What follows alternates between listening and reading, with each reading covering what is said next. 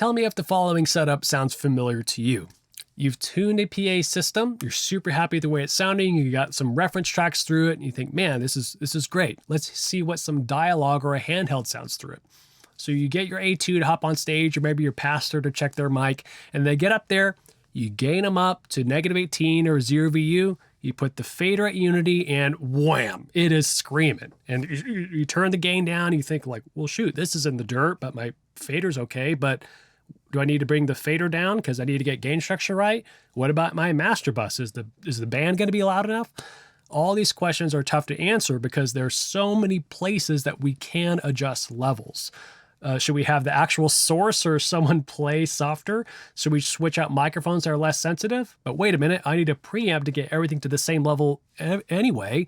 What about my channel fader? What about my master bus? What about PA matrices that are downstream of that? I've got a system processor that has input and output gains. I've got a power amp that I can turn down. Should I switch it out for a speaker that's maybe less sensitive? And then should I just tell my audience to put on earplugs? These are all different ways to turn something down, and it's a hard issue to solve. But hopefully I want to unpack a little bit of some fundamentals in gain structure, then work our way up to deciding where would be the best and most effective place to turn our system down if things are too loud. Because what's our goal here? We want to have reasonable sound pressure levels for our gig and context. And we also want to have the lowest noise floor possible. And so having a high noise floor is improper gain structure, which we'll unpack in just a minute. And then we want all of our system components running within their linear range. So that means if we had the opposite problem, we're having to gain things up a whole lot to get adequate level. That means something downstream isn't quite doing its job. We're either losing level somewhere or we're asking a underpowered system to do something beyond what it's supposed to do. So what is the problem here? And one of the reasons, the many reasons why it's hard to figure this out. First is loudspeaker amplification data. It's kind of the Wild West. There aren't that many companies that are very detailed with how exactly you get to a specific level. It's not measured consistently, so it's really hard to work backwards from that to figure out how to get good levels.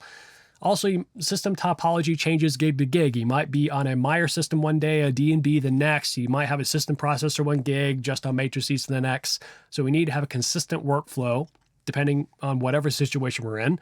And then to circle back, there are just too many places to adjust levels. So what is the right place or places to do it, in my humble opinion?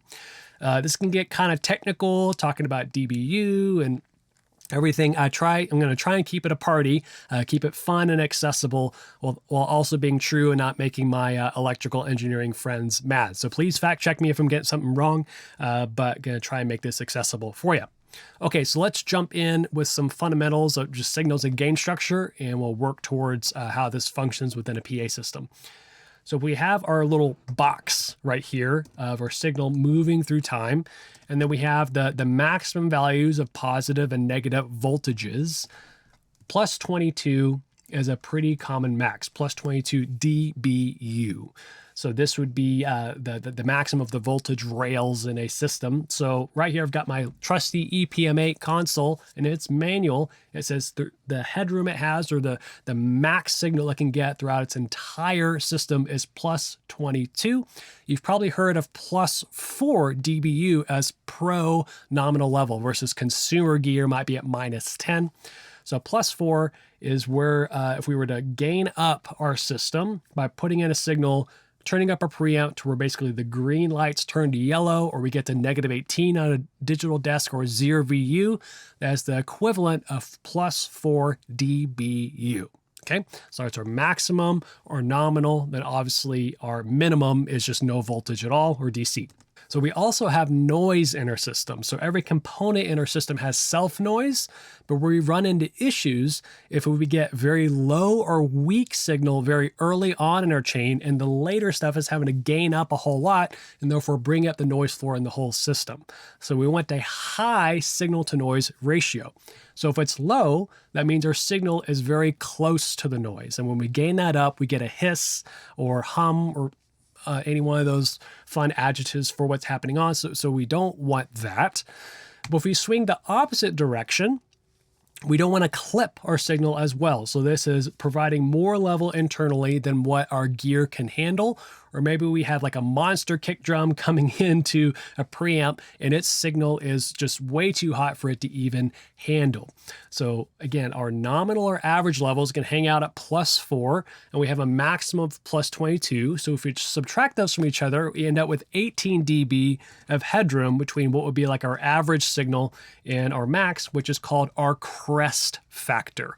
So we've got 18 dB to play with, or basically an 8x multiplier, because 18 decibels, a doubling is 6 dB. So a doubling, a doubling, and a doubling, 6 + 6 + 6 = 18, is 8. So let's see what this looks like in context. So I've got from loudest to softest right here, a snare drum, a saxophone, and acoustic guitar. Those are all going to be picked up by 3 of the same microphones. And a microphone converts signal from actual sound waves into electricity. That's its job. And what's cool is at the very end, a speaker does the opposite. It converts electrical energy into acoustical energy. But depending on the microphone's sensitivity, we're going to get a certain amount of voltage output. So a SM57 is not very sensitive, meaning it's not very good at translating a high amount of energy into a high amount of voltage, versus a condenser microphone is much more sensitive, is going to give us a higher voltage for the same amount of energy. Okay, so working loud, from loudest to softest, let's say a snare drum coming in, its average level, I understand a snare drum is a transient bass instrument, not a lot of average, but roll with me here. We come in at 0.3 volts, right? RMS, or average, if you will. And then a saxophone's coming in at 0.05 volts, and an acoustic guitar is coming in at 0.01 volts. So what we're shooting for on our console is 1 volt, which is -18 on most desks. Again, this is different for each one, but a very common area here. We're shooting for +4 dBu. So that means we need to work backwards and go to a preamp and do the appropriate amount of gain to get there. So the loudest one doesn't need much help. It only needs 10 dB to get there, or basically a 3x multiplier to get there. Our saxophone needs some help, a little bit more help. It needs 26 dB of gain to get there. So if we multiply 0.05 by 20, we get to 1 volt. And then our acoustic guitar, again, much softer than those other two, needs a lot more help. So we actually need to multiply it by 100, or add 40 decibels of gain to get to 1 volt to get us to our +4 dBu. So this is where everything is on a level playing field now. That's one of the main functions or points of a preamp, is to be able to have a wide swing of levels that it can add, on this case, the EPM8, +5 all the way up to +60 of gain to get to where we need to. So our channel faders are then responsible for mixing the gig or establishing relative balances between what's happening. So to use this to shade down the PA, we're actually hindering our ability to create the needed offsets or mixing skills to be able to set up the mix. So that's why we're not going to do it there. But a channel fader, if we put it at 0, that's the same thing as setting it at unity, or no addition, no subtraction. And let's say in this case, our master bus is also at unity. Everything is summed down together. And now I'm going to move here to the actual signal that's going to be sent out to our active speaker. So if we look at our legend here, red is acoustical levels, green's XLR, yellow's the console path. I don't have any speaker cable here because we're going to get to a passive speaker later on. But if we're moving it in here to an active speaker, it's an integrated power amp with the speaker. They're married together. They are a perfect match, hopefully, if it's designed well. So its job is to take this input and then multiply it and move the speaker out to project it loudly. So who knows what actual SPL level it's going to be. Hopefully it's going to be louder than what's here, thus the need for amplification to make it louder. So if we work backwards to this right here, we've got 8 volts is our maximum. You can see that I've switched here from RMS values to maximum, because adding these 3 sources together, depending on one's playing, one's not, the average levels are going to change. But what I do know is this total signal through the master bus, we do have limits, just like we talked about. We don't want to clip, and that is 8 volts or plus 22 dBu of headroom. So if we use the full amount of headroom, we need to be able to pass this into the speaker, and the speaker be able to handle that voltage as well. So nice professional speakers can have their input levels can handle it, and then it's matched up with its power amp to multiply it even further and project it out into the audience. What I like about Meyer here in their X40 manual is that it tells us that, hey, the audio source, aka whatever is feeding into the speaker, must be capable of producing plus 20 dBV. I know we've been talking in dBu. I know there's lots of standards. We'll calculate this in a second. Or 10 volts RMS and to 600 ohms to produce the maximum peak SPL over the operating bandwidth of the speaker. Great. So this tells us, like, to be able to take advantage of everything the speaker has to offer and maximize that, is telling us what we need to feed into it to do that. So I really like that this is very clear and laid out for us. And we need to know, like, okay, we've been talking in dBu, is this going to work? So if I put this in a calculator that can convert from dBu to dBV and vice versa, I see that 20 dBV is the same as 22 dBu, which is great, which is, again, the case here. Most consoles, and in my case here, my EPM8 console, that's its max operating range is 22 dBu. So we are in good shape. I have not taken into account the 600 ohms or impedance yet. We can get to that a little bit later in another video, but what I do know is that this is a good match so far to feed into at least this Meyer X40. Now that we've established what gain structure and levels we're looking at throughout the entire system, let's decide now, where should we turn down? Again, we have lots of different places after the source, the microphone, the preamp, the faders, the processors, the power amps. Let's dive in here. So I would say here is the first scenario you'll run into and where I recommend doing this in the most simplest setup. We have our channel faders that feed into our master bus. And although this console here doesn't have matrices, most digital desks and larger analog desks have them. So your master bus can then feed into a matrix, which can be used for a lot of different tools. But in this case, we're going to use it as a shade point or a place to lower the level that's going to be feeding our speakers. Why? Why do we want to do the matrix? Well, I don't want to ask the drummer to play softer. I don't want to switch out microphones. I want to be able to use my preamp to get nominal levels coming in so I can set up my channel faders to be able to mix to the normal range. I want to be able to have everything that's on my master bus or a local record or any inserts on it to also be operating at nominal levels, so I don't want to lower it. But downstream or after it is this container that I then can fan out my mix to and lower it so I can get it to the appropriate level for my gig. Okay, here's the thing. Most noise floor issues originate way upstream right here. The source is too far away from the microphone. The output of the DJ's turntable is super low. We're having to gain it up a whole lot. It's not a balanced signal, so there's noise there. Most noise floor issues. So shading the PA matrix between here and an active speaker, I've already solved what would be that noise floor issue, and the self noise of the active speaker is very, very low. So if I lower that down, I'm not going to hurt anything. So what does this look like on an actual console? So on the X32, here at the top, I've got where my mains, my left-right bus or my master bus is being sent to these 6 matrix zones. So I have a stereo PA, mains left, mains right. I have a subwoofer matrix, a front fill or FF for short.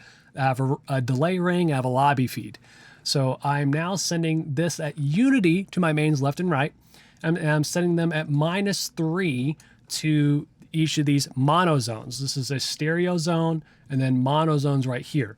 So this is the difference between routing stuff between a system processor and a console. A console is going to be subject to a pan law. So when you move something across a stereo feed, hard left or hard right, it's going to bring it down a little bit. And pan laws differ from console to console. But if I have a vocal that's panned up the middle, and I pan it out left, it's going to get lowered a little bit. So when I'm summing together a stereo source, it's going to take account for that and lower it. So I would send it at -6 dB because 2 copies of the same signal would add up to 0. So I need to lower it 6. But since it's going to do a little of that for me with the pan law, I'm going to send it at -3 dB, at least on this console. So you can test this by sending some sine tones, panning them out, seeing how much it lowers. But on the X32, this is the pan law. So I've sent my left-right bus to each of these 6 matrices and sent them at nominal or unity levels.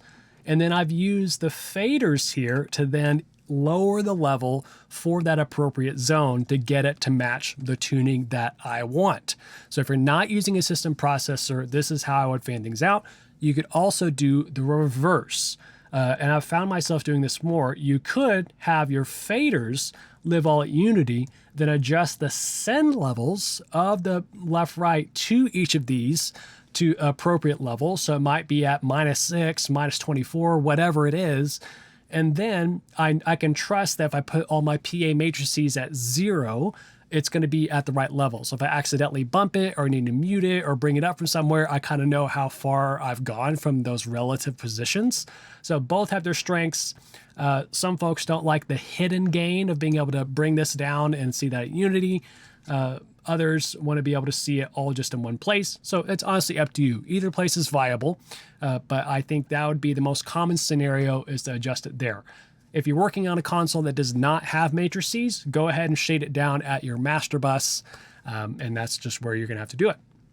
And you may be asking, how come I don't do it at the speaker? Active speakers might have a volume knob on the back, both an actual analog input, maybe a digital trim. I don't like doing it there, so I can trust and tell on setup, hey, set every speaker at its unity setting. That's an easy place to track. Speakers that are, I say, cheaper, have higher tolerances in those knobs between what is exactly there as you turn them. It's easiest to match things at noon. And also, if I need to change something, I don't have to go through all those speaker zones and turn them down the same place, or have to adjust them there when I'm tuning. I should be able to do it at one place, and that's at the matrix. So by localizing all of it in one place, instead of having to go to each individual zone, is more effective in my case. If you don't have a processor or there's actual presets built into active speakers, of course, check those, check the crossover points, the high pass and low passes, the DSP presets, set it at noon or unity, and then leave it, and then do everything else at the console. All right, let's say now you have a system processor. Where would you do it? So I would run everything within the desk kosher and feed your matrices. I would do at least do a left-right sub fill. Whether you want to run your left-right to the sub or an aux to that sub matrix, that's totally up to you. And then I would shade at the system processor input. So why is that? So this is the Allen Heath AHM64. Its inputs can get fed over digital signal, Dante or S-Link, and also the analog inputs. In this case, it has an analog input and it has a pad on it, so I can pad that way down. And why I do that is, let's say you're mixing multiple acts. Let's say there's 3 of them. I don't want to have to adjust the PA way down here, or these zones after the fact for each act. I just want to be able to take a bank of 4 from maybe one desk, a bank of 4, then a bank of 4 for left-right sub-fill for each one, then adjust its gain structure to make it fit for what I've already set up with my tuning, because hopefully you're already able to get your PA good to go before you set up your mix. But each mix engineer is going to run their console at a different level. Some of them really like to cook their master bus as the gain structure that they like. I mean, they're not clipping, but they just run it hotter. And you, of course, can bring down the gain at the input of the processor. This is the same thing is if you are running your signal generator and everything's at unity and you have a very powerful PA, you might be running your signal generator way down at -36, -40, something like that, to have it appropriate in the room. But that's going to make your reference signal very weak. And let's say that comes accidentally unplugged, your PA is now going to be able to get fed a huge amount of voltage of that spike and have a big pop through your system. By lowering down the input levels into your system, you're able to bring it down to where that's taken care of beforehand. And even though you have a lot of gas on tap, because it's a very powerful system, it's being prevented by being sent a very strong signal and damaging it by shading down those inputs. Again, you might need all of it. If it's a big arena, it's a very loud show, you can always bring those levels up, but that's how I prefer to structure it. The same exact theme applies if you have a power amp or integrated DSP. I was showing you the Allen Heath AHM64 before feeds XLR outs or whatever outs into active speakers, but also could feed into a power amp, or you could just be using a standalone integrated amp. So let's say with D&B systems, it's from your console into their amp, it has the processing and amplification in one box. This is a Linear Research control panel for one of their amps.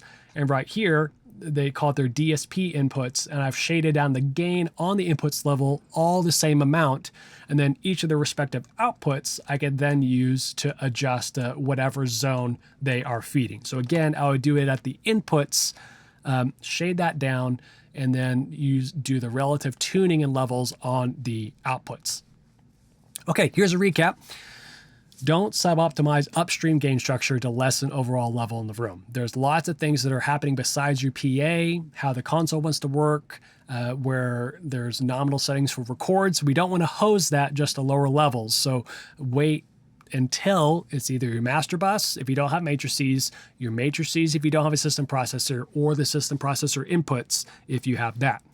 So number 2, leverage matrices in all situations. I didn't cover this a whole lot earlier, but even if you do have a system processor, I would still use matrices because you may want to record your left-right or send it somewhere that's not being touched by those level adjustments or any EQ before you're setting it to a system. You could be feeding multiple systems, maybe a local set of monitors as well as a big PA, and having matrices to help divvy up those zones is very, very helpful.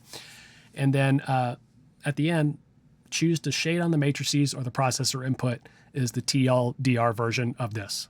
All right, my name is Michael Curtis. I love helping you get amazing results on your shows and your sound systems. Appreciate your time. Hopefully you learned a lot about gain structure and fundamentals, and are able to get a more intuitively set up sound system because of this workflow.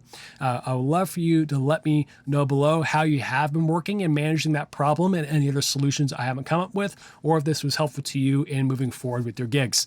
I'll catch you next time.